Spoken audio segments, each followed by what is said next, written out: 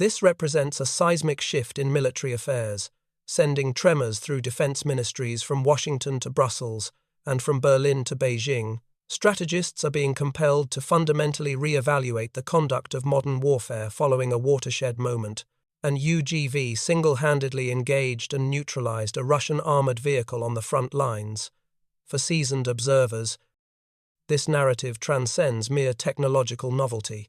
It represents a structural fracture in the traditional security architecture.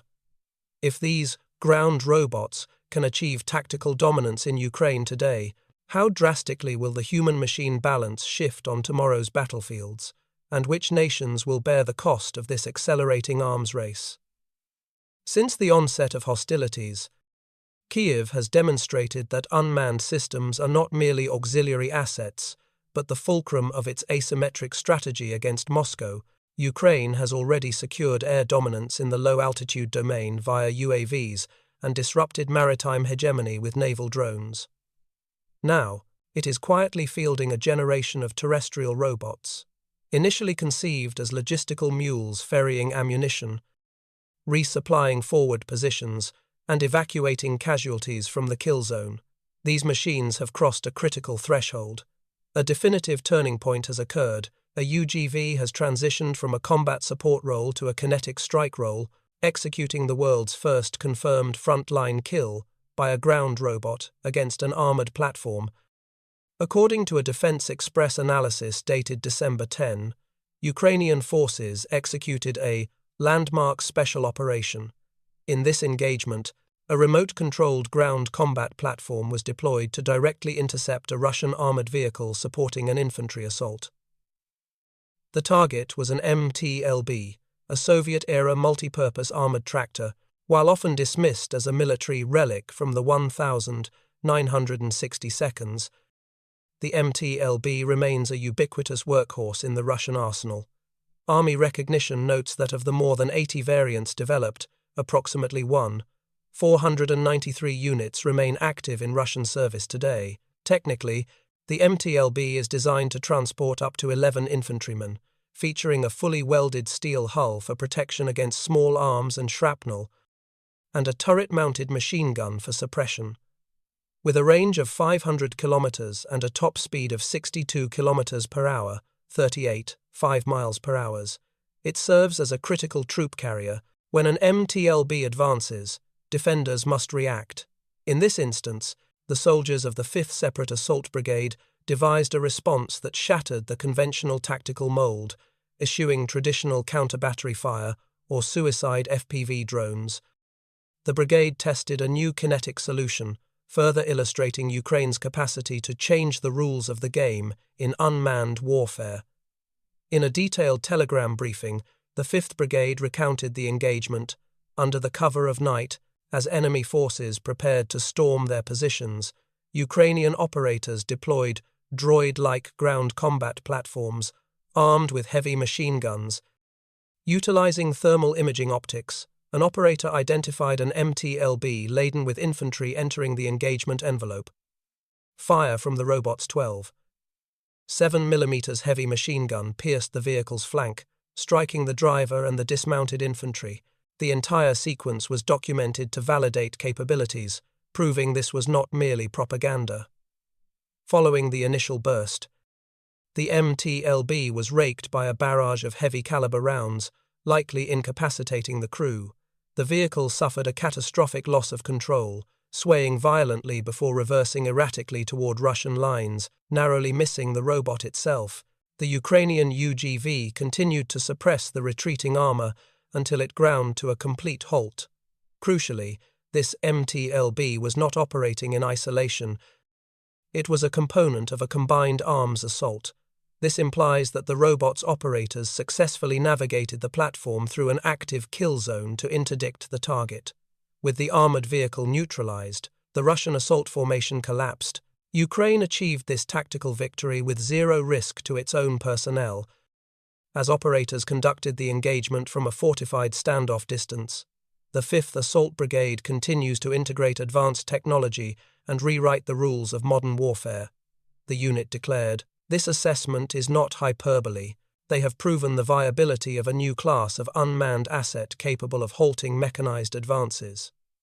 Interestingly, this operation had an inadvertent rehearsal just days prior. On November 30, United 24 media reported that the brigade deployed a robot for field testing to assess its offensive viability. Theoretically, the test zone was devoid of enemy presence. In reality, the robot unexpectedly encountered a Russian MTLB. In a near face-to-face confrontation, the UGV engaged with its Browning M2 machine gun at point-blank range. While subsequent reports on that skirmish were sparse, United 24 media indicated that the rounds penetrated the armor.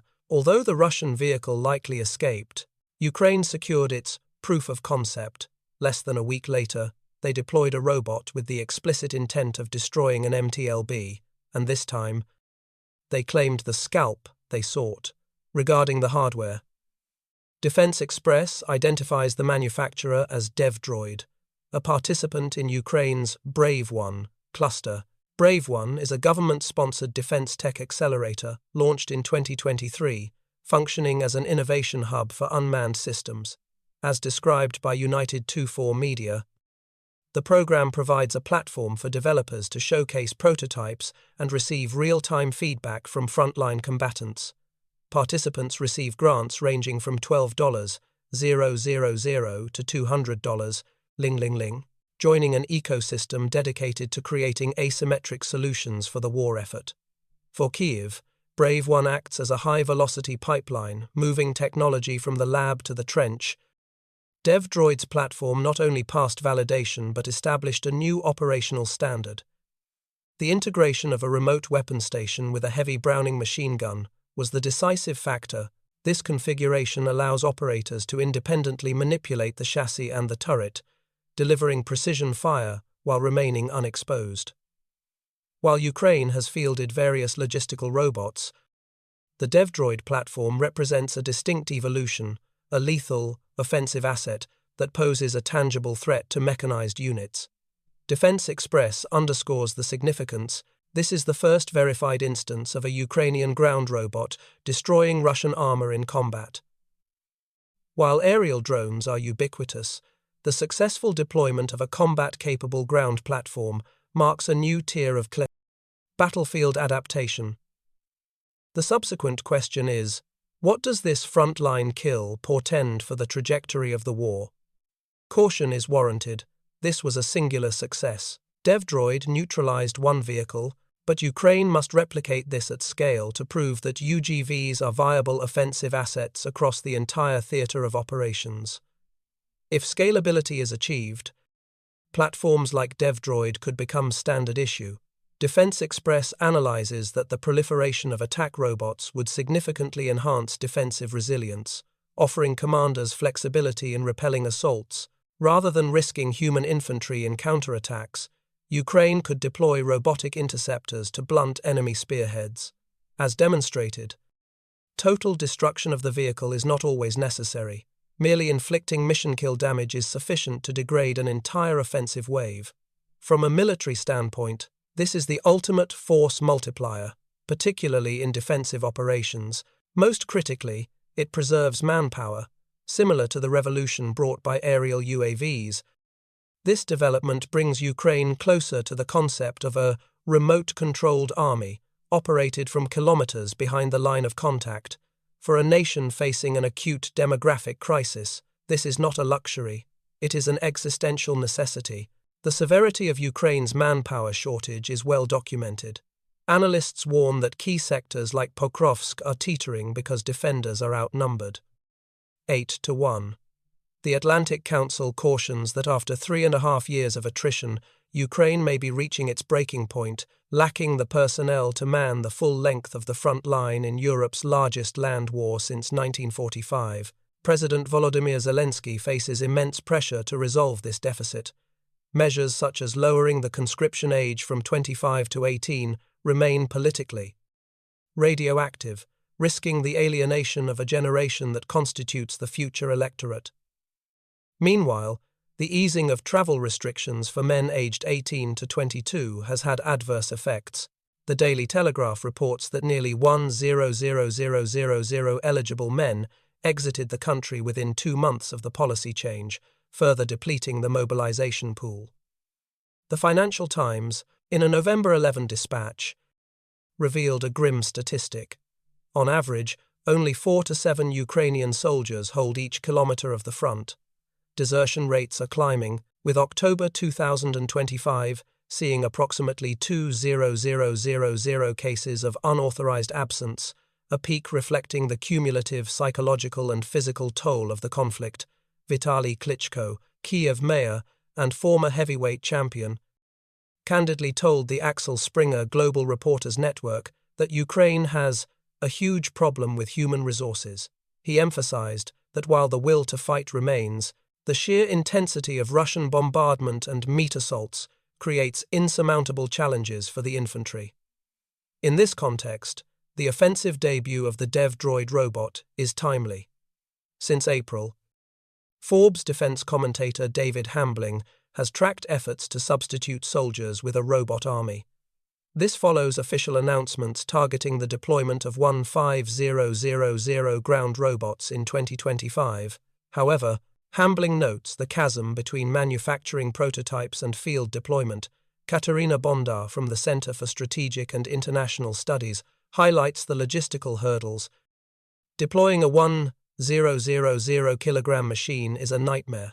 It requires fuel, transport, or massive battery charging infrastructure in austere environments. Yet, when weighed against the cost of losing irreplaceable soldiers, Ukraine is increasingly willing to pay the financial price. Robots may not fully replace infantry, but as the 5th Brigade demonstrated, they can inflict disproportionate damage on Russian forces while minimizing friendly casualties. For Moscow, this implies a hardening of Ukrainian defenses and higher attrition rates for their own mechanized units. Conversely, ground robots are already indispensable in logistics. A BBC report from November 23 detailed how these machines serve as lifelines for encircled units near Pokrovsk. They transport ammunition and food, evacuate the wounded, and navigate narrow paths inaccessible to vehicles. BBC estimates that 90% of resupply for forces in the Pokrovsk sector is now automated. Prior to December, this logistical role was their primary function. However, recent months have seen a doctrinal shift. Business Insider reported in August on the use of robots for mining and suicide missions. The integration of heavy machine guns to engage infantry and armor is the logical, albeit lethal, evolution. Consequently, Ukraine has elevated its ambitions. The national interest cited Viktor Pavlov, commander of the 3rd Separate Assault Brigade, stating the goal should be 3,000 ground robots by 2026, with unit costs as low as $10,000 for basic models. This is an ambitious but achievable industrial target. If Ukraine succeeds in fielding fleets of Dev droid-style combatants, Russia faces a new tactical dilemma. Its armored core has already underperformed, with nearly 23700 vehicles lost as of December 10. While Russia maintains deep reserves, any new capability that accelerates these losses exacerbates the strain on its offensive potential. Ground robots have been proven effective. The challenge now is industrial scale. From the vantage point of Washington, Brussels, or London, this development extends far beyond the Donbass. It raises profound questions about how democracies will balance territorial defense, casualty aversion, and the ethical implications of automated warfare. For Asian allies like Tokyo or Seoul, the robotic combat experiments in Ukraine offer a glimpse into the future of regional security.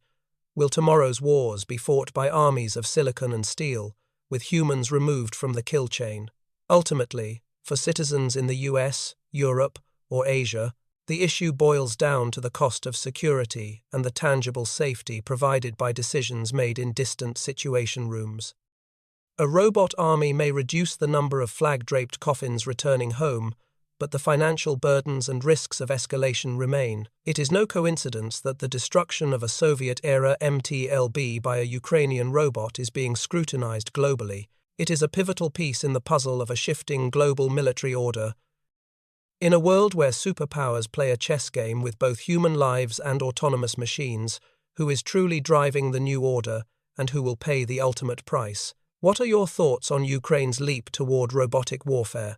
Share your perspective below.